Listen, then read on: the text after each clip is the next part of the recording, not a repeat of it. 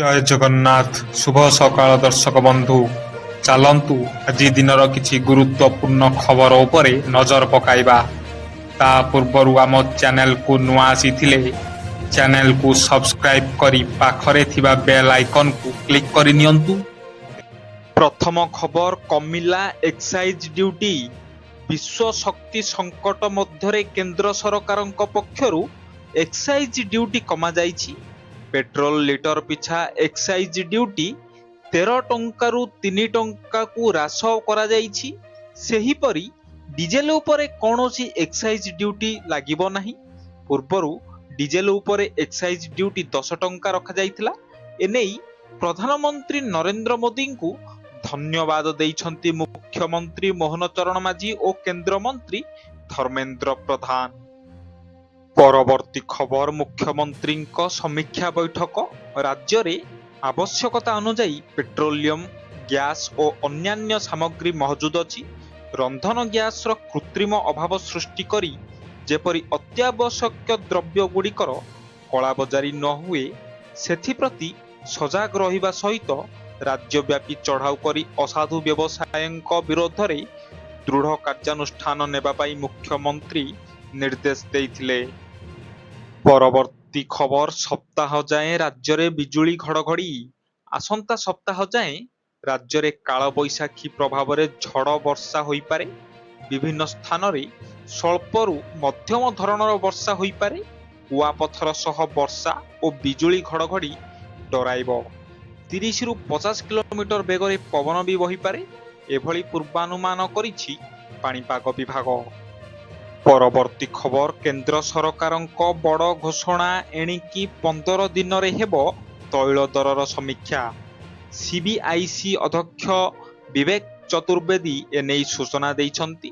କହିଛନ୍ତି, ତୈଳ କମ୍ପାନୀଙ୍କ କ୍ଷତି କମ୍ କରାଇବା ଏବଂ ଗ୍ରାହକଙ୍କ ଲାଗି ଦର ନ ବଢ଼ିବା ଲାଗି ଏକ୍ସାଇଜ ଡ୍ୟୁଟି ହ୍ରାସ କରାଯାଇଛି।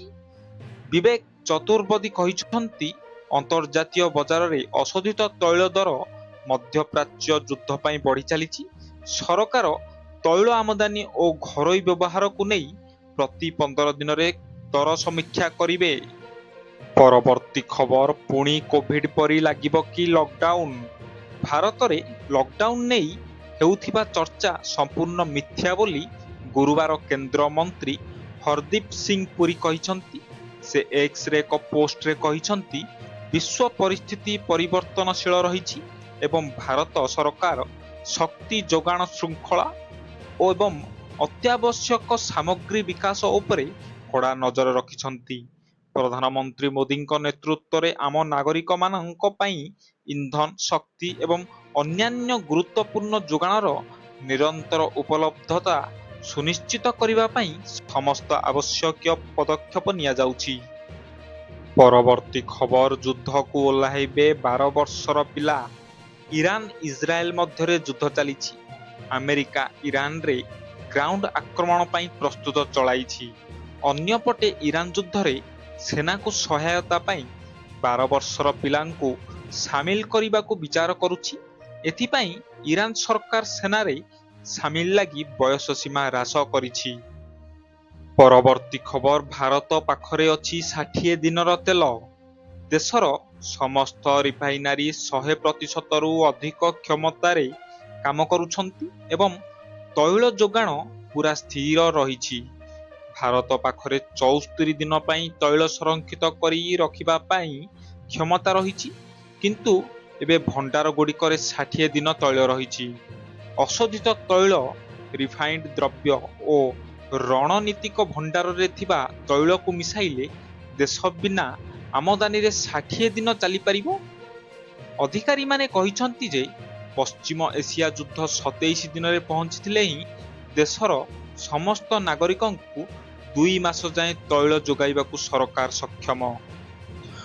ପରବର୍ତ୍ତୀ ଖବର, ସୋସିଆଲ ମିଡିଆ ପ୍ଲାଟଫର୍ମ ପାଇଁ ବାଧ୍ୟତାମୂଳକ ହେବ କେୱାଇସି। ଦେଶରେ ବ୍ୟବହୃତ ହେଉଥିବା ବିଭିନ୍ନ ସୋସିଆଲ ମିଡିଆ ପ୍ଲାଟଫର୍ମ ପାଇଁ ନୋ ୟୋର କଷ୍ଟମର ଅର୍ଥାତ୍ କେୱାଇସି ଯାଞ୍ଚ ପ୍ରକ୍ରିୟା ଖୁବ୍ ଶୀଘ୍ର ବାଧ୍ୟତାମୂଳକ ହୋଇପାରେ। ଦେଶରେ ମହିଳା ଏବଂ ନାବାଳକଙ୍କ ସୁରକ୍ଷା ପାଇଁ ଏକ ସଂସଦୀୟ କମିଟି ଏପରି ସୁପାରିଶ କରିଥିବା ଜଣାପଡ଼ିଛି।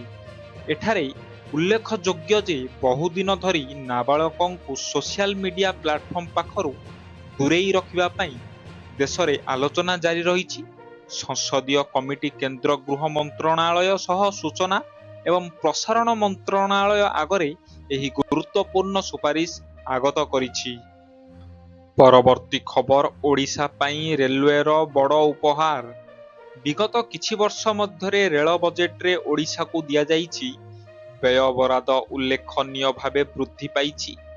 2009ରୁ 2014 ମଧ୍ୟରେ ଏହା ବାର୍ଷିକ ହାରାହାରି 838 କୋଟି ଟଙ୍କା ଥିବା ବେଳେ 2025ରୁ 26 ଆର୍ଥିକ ବର୍ଷରେ ଏହା ପ୍ରାୟ 13 ଗୁଣ ବୃଦ୍ଧି ପାଇ 10,599 କୋଟି ଟଙ୍କାରେ ପହଞ୍ଚିଛି। ରାଜ୍ୟସଭାରେ ସାଂସଦ ସୁଭାଶିଷ ଖୁଣ୍ଟିଆଙ୍କ କେତେକ ପ୍ରଶ୍ନର ଉତ୍ତର ଦେଇ କେନ୍ଦ୍ର ରେଳମନ୍ତ୍ରୀ ଅଶ୍ୱିନୀ ବୈଷ୍ଣବ ଏହି ସୂଚନା ଦେଇଛନ୍ତି। ପରବର୍ତ୍ତୀ ଖବର ଲିଭ୍ ଇନ୍ ରିଲେସନସିପକୁ ନେଇ ଆହ୍ଲାବାଦ ହାଇକୋର୍ଟଙ୍କ ଐତିହାସିକ ରାୟ। ଜଣେ ବିବାହିତ ପୁରୁଷ ଲିଭ୍ ଇନ୍ ସମ୍ପର୍କରେ ରହିବା କୌଣସି ଅପରାଧ ନୁହେଁ ବୋଲି ହାଇକୋର୍ଟ କହିଛନ୍ତି। ନାଗରିକଙ୍କ ଅଧିକାରକୁ ରକ୍ଷା କରିବା ଲାଗି କୋର୍ଟଙ୍କ କର୍ତ୍ତବ୍ୟ ଉପରେ ସାମାଜିକ ନୈତିକତା ଚାପ ପକାଇ ପାରିବେ ନାହିଁ ବୋଲି କୋର୍ଟ ସ୍ପଷ୍ଟ କରିଛନ୍ତି। ତେବେ ଲିଭ୍ ଇନ୍ ରିଲେସନସିପରେ ରହୁଥିବା ଏକ ବିବାହିତ ଦମ୍ପତିଙ୍କ ସୁରକ୍ଷା ମାମଲା ଉପରେ ଏହି ରାୟ ଶୁଣାଇଛନ୍ତି ହାଇକୋର୍ଟ।